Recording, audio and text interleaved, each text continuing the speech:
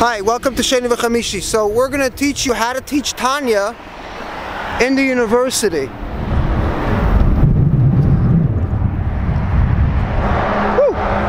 So I just saved myself some time by illegally crossing. So how to teach Tanya in the university and why education is important, right? Because if we teach Tanya but we're not educated and we don't know the background, the Alter Rebbe, who he wrote the Tanya for, how he wrote it, who the Alter Rebbe was, what was the Litvische system, what was the Hasidic system, what the court of the Maggid of Mezrich looked like, what type of people were there. Maimon, who was spent some time at the Chatzar and was, I think, very interested, or was a Chassid himself, not sure. He wrote a lot, so we have something to base on, at least some type of historical document of what it was like in the Maggid's court. So there's a good friend of mine, very good guy. I remember in camp he would say to me, his name is Yuda, he said to me in camp once, think before you do, or be rational. This is a very good type of person, and a very friendly and kind-hearted guy. So here's a university. We're going to show you how to teach Tanya at the university. We're going to bring Tanya to the lab. You're going to freak out. So anyway, Yuda was saying like this. Yuda was saying, what are you teaching? You're teaching basically false and nonsense and so on and so forth. So I said, look, if there's any flaw in it, take it to someone like Yossi Jacobson, Simon Jacobson, anyone you want, historians, Hasidic people, scholars of Hasidism, and let me know. So I like the criticism, but as long as you criticize, not if you get angry and you don't want to talk. That's hard. I can't hear what you're saying. I can't hear what you want to claim. I can't hear what your opinion is. Tell me anything that's on your heart. And he did, and it's wonderful. He said that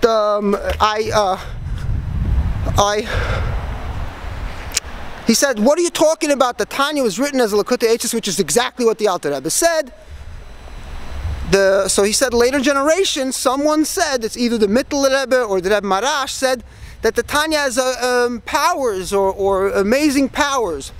So let's deliberately, having Misunim Badin, let's take it apart, let's think about it, let's discuss. So the powers are have nothing to do with what the Alter Rebbe said, and the Alter Rebbe himself never said that Tanya has magical powers. The Alter Rebbe never claimed that he has magical powers. People asked him for a bracha, and he was sitting with his friends. They were having some type of, you could call it a fabrengen, and someone said, my wife is sick, and the Alter Rebbe knew that he doesn't have any powers, and he doesn't want Jews to believe in magicians, because that's not the Torah way. It's the Hasidic way. Clearly, people had many beliefs about the Maggid, and Maimon writes about it. He thought it was ridiculous. But even in modern times, like in New York City in the 1980s, people, until today, people believe that there's magical powers based on anecdotal evidence, which you could never study it. You can't do a study, you can't pass the scientific test for knowledge. So he claims that the Rebbe Marash made such a claim about Tanya. That has nothing to do with what I was discussing about the time, when the Alter Rebbe wrote the Tanya. Later, they found out that the Tanya has atomic magical powers in it that we can't study. Fine, if you make that claim, I accept it, because I can't say one way or the other. Scientists don't deny the existence of UFOs. They just can't study it until it lands. So they can't say one way or the other, because it's not helpful until you have it and you can study it. So this claim about the Tanya having magical powers, according to Halacha, was a little bit of a slight problem. Let's discuss that. Every religion has a sacred text, and I understand that maybe some chassid said it in the name of the Marash, or the Marash said it himself, but I would not accept such lashon hara about him, because I love the Rebbe Marash, right? And I want to keep his image in my mind better. But if he claimed that, that would be number one, it's a magical claim. So scientifically, it's no educated person or honest person would ever do that, because it's unhelpful. It doesn't help anybody. No Lubavitcher doctor would ever tell somebody in any type of therapy or type of procedure, you know, say words of Tanya, because I believe that I have some type of evidence that it works. It doesn't. But what is sacred text? Every religion has its sacred text. My friend at the university here is a devout Muslim. His wife, who is very tznius and I can never talk to her, she memorized the entire Quran when she was 7 or 8. And they believe it has magical powers. Bhagavad Gita, I got cut off in the middle.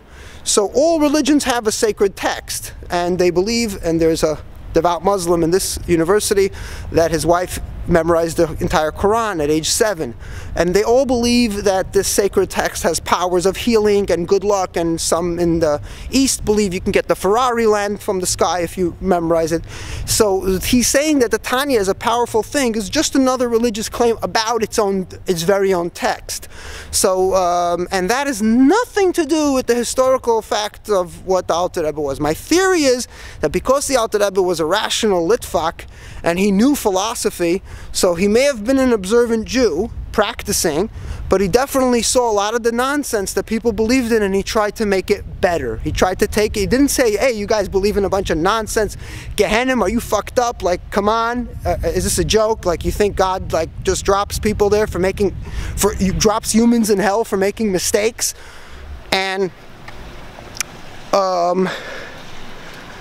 And then the Alter Rebbe says, you know, Perikid Beis, v'tama simcha b'yisuri aguf, l'fishi teva g'doyle v'atzumo, l'nefesh ha'chaytas, l'marka b'yisurim b'el mazeh, l'marka b'el haba.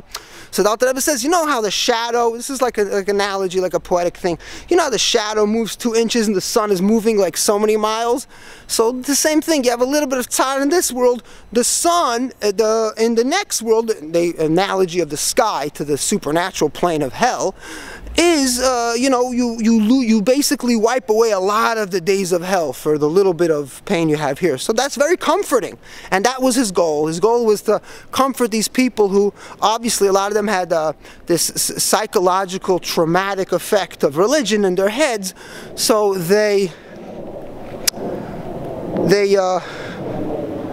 it helped, and Alter Rebbe was being helpful instead of what other people are doing, which is unhelpful. Letters and science. If you look at the Rebbe's letters to scientists, you will see that Rebbe never plays those games. But I'm very happy to you that told me what he thinks and feels about what I'm saying. Otherwise, I could never make this video. There's another guy, his name is David, in the group, and he won't argue. He'll just go blah, blah. He's angry, and I would be angry too, because if I was in his shoes and I didn't have the tools to live and be a better life. This is what modernity is. We're not in the dark ages anymore. We have everything we want, and definitely we have enough text on religion to be able to crawl out of it. So when you have that issue, see that?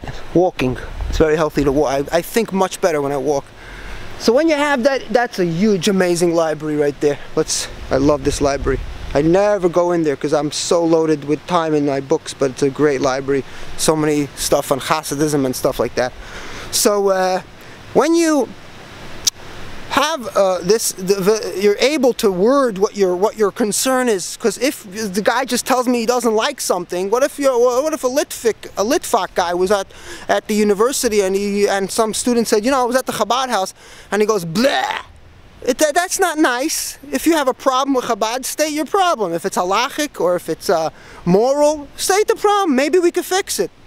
We don't want to live in a world like that, but the funny thing is that this is between 2 Chabad Chassidim. We can't talk to each other. Isn't that odd? That's not odd, because darkness keeps on cracking and cracking and making more darkness, and then we end up, and it's not ironic because we don't even understand what we're feeling ourselves. When we sit down with ourselves, we don't know what our own problem is. Our problem is we got something by belief. We believe that there's a sacred text that has magical powers, and we took it as literal. And I can't teach that in a history class, because for that I have to believe in magic, and for that I need and then I'm not going to be a good historian, and I'm going to have a very hard time teaching if I invoke this nonsense and bullshit. Thank you for watching Sheni V'Chamishi. Wow, I just finished the whole video here. I don't have to. I was going to go do it inside in the lab. Okay, verkackt.